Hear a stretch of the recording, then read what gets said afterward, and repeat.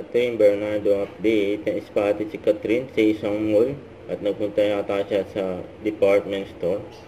Sabi dito sa nagpa-picture sa kanya, "Thank you, Miss Catherine Bernardo, nakapagpa-picture din kami sa iyo." Yun, ang ganyan kabait si Catherine. At saka ito pa, may nagpa-picture din kay Catherine na bata. Sabi, "Good morning, ate ko, Catherine Bernardo." Mga napapadala si Catherine sa mall.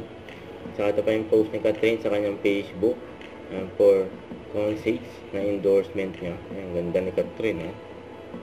Saka ito, during Pilipinas Got Talent, yung tinawag mo si Catherine.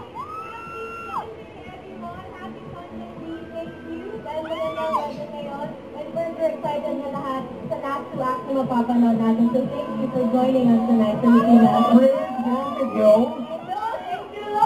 To our powers of this good evening, please take your seats, make yourself comfortable. Yung mga judges, yung Pilipinas Got Talent,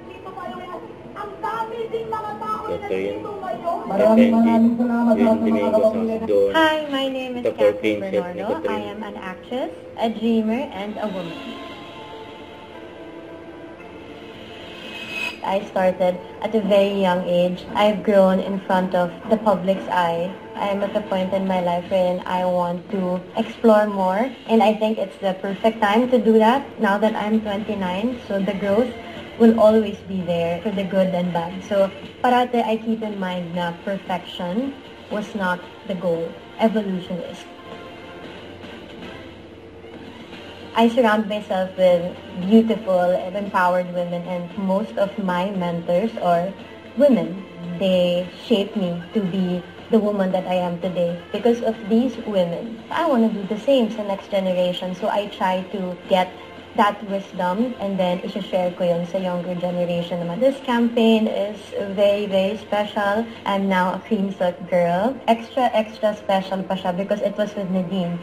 It was our first project together. It's so empowering because it ends the so-called, rivalry kahit na wala naman.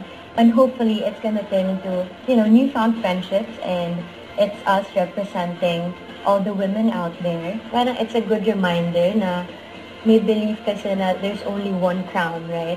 But no, actually, everyone has their own crown.